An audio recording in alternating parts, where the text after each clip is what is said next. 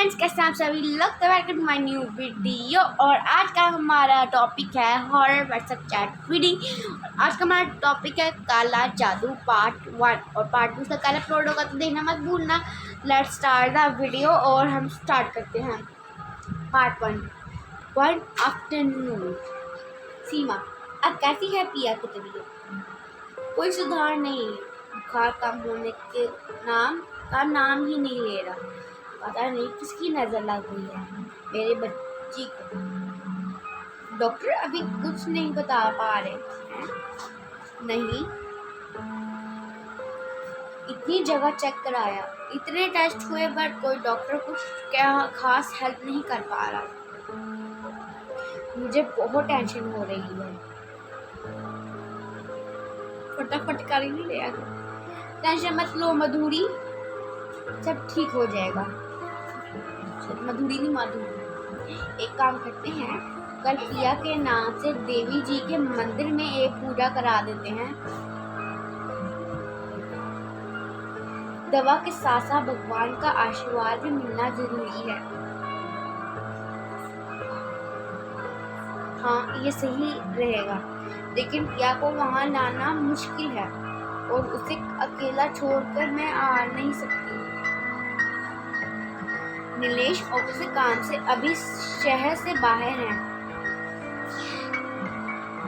क्या आप पूजा करा सकती हो हम लोगों के साइड से? हाँ, मैं देख लूंगी सब।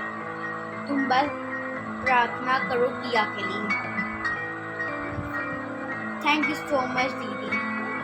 It's okay, take care. अगले दिन, मतलब इसकी बेटी की तबीयत खराब है, बहुत सारे डॉक्टर को चेक करवाया, नहीं ठीक हुई। कि नीलानी कौन है? नालिनी। आपको उसको कैसे जानती हो? आप तो मंदिर जाने वाली थी ना पूजा करने के लिए, कराने के लिए। हो गई पूजा? तुम वो छोड़ो और ये बताओ कि तुम किसी नालिनी को जानती हो क्या? आप उसके बारे में क्यों पूछ रही हो? तुम बताओ तो सही। अच्छा, सुनो, वो हमारे घर की पड़ोस में एक टूटा फूटा सा घर है ना, वो नालिनी नाम की औरत का है। वो कोई नॉर्मल औरत नहीं थी, वो काला जादू जानती थी। सच? हाँ, उसके पति और बच्चों की डेथ भी उसी काले जादू और तंत्र मंत्र में इन्वॉल्व होने से हुई थी।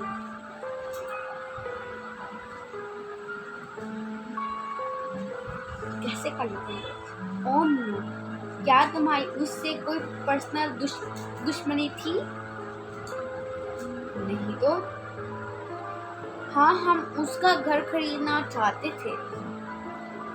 नीलेश वहाँ एक दुकान बनवाना चाहते थे, लेकिन नालिनी वो घर बेचना नहीं चाहती थी। जब उसके तंत्र मंत्र में इन्वॉल्व होने के बारे में पता चला, तब से हमने उसका घर लेने का ख्याल ही छोड़ दिया। मतलब इस लड़की जिसे मैं बात कर रही हूँ, उसका नाम सीमा है। सीमा उसकी बहन है, और उसका नाम जिससे जो बात कर रही है वो है, उसका नाम मधुरी है। उसका तंत्र में इन्वॉल्व होने के बारे में पता चला, तब से हमें उसका घर लेने का ख्याल ही छोड़ दिया। हम तो खुद ही उससे जितना हो सके दूरी बनाकर रखने लगे थे। मतलब कोई प्रॉब्लम नहीं थी तुम लोगों के बीच? नहीं। हाँ, मोहल्ले के लोग उसके करतूतों के बारे में पता चलने के बाद से यहाँ से भगाना चाहते थे, उसे ताने मारते थे, परेशान करते थे, लेकिन हम लोगों ने कभी ऐसा नहीं किया।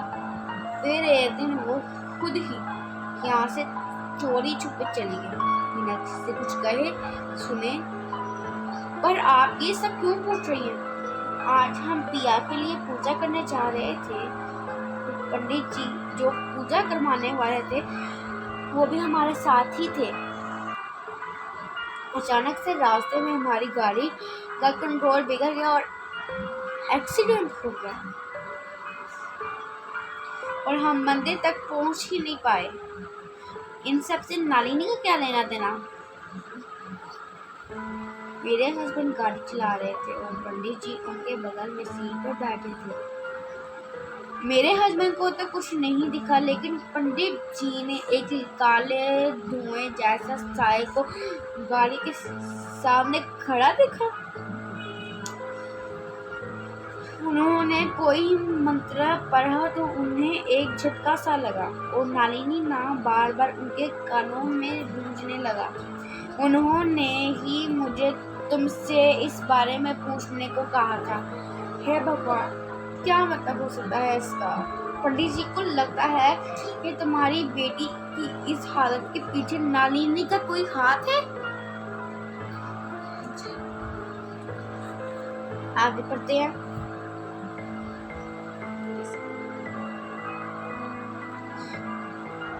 पंडित जी को लगता है कि तुम्हारी बेटी की इस हालत के पीछे नलिनी का कोई हाथ है।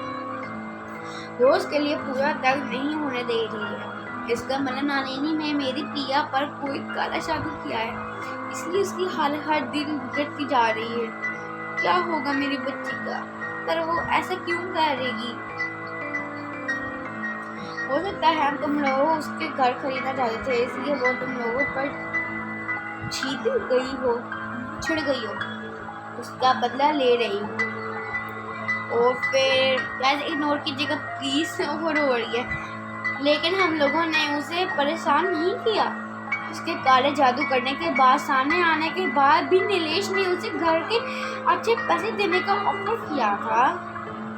लेकिन जब से वो यहाँ से गई है, नीलेश ने भी वो घर लेने का ख्याल दिल से निकाल दिया है। उसने पिया को क्यों सता रही है, ये पता करने के लिए तो उससे बात करनी होगी। हमें नलिनी को ढूंढना होगा। ये पंडित जी ऐसे तंत्र मंत्र में इन्वॉल्व नहीं होते, लेकिन उन्होंने एक और पापा का कांटेक्ट दिया है मुझे। नलिनी को ढूंढने की कोशिश करो, तब तक मैं इन बाबा से मिलकर कोई उपाय पता करती हूँ। मुझे तो भरोसा ही नहीं हो रहा। मैं जितनी जल्दी हो सके इस नलिनी को ढूंढने की कोशिश करूंगी। ये तो मुश्किल हो गया। माधुरी मैसेज हर हस्बैंड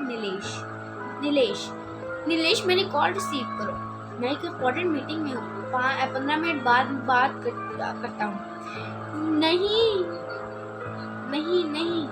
मेरी बात ज़्यादा इम्पोर्टेंट है। क्यों? क्या हुआ? पिया ठीक तो है ना? उसकी तबीयत तो नहीं है बिगड़ गई? मैं अभी घर आऊँ क्या? नहीं, वो उसी हालत में है जिसमें तुम छोड़कर गए थे। लेकिन हमें अभी नलिनी को ढूंढना होगा। नलिनी? वो नलिनी जिसका हम घर खरीदना चाहते थे? हाँ, वही नलिनी जो काला जादू करती थी। उसका नाम भी मत लो। उसका नाम मतलब नीलेश उससे नफरत करता था। क्या जरूरत है उसको ढूंढने की? सीमा दीदी को एक पंडित जी ने बताया है कि हमारी पिया पर काला जादू किया गया है।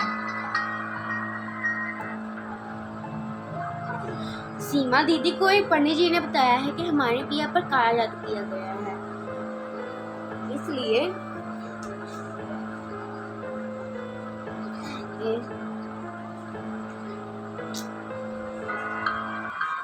इसलिए उसकी तबीयत खराब है और दवा असर नहीं कर रही। ये क्या बक रही हो तुम?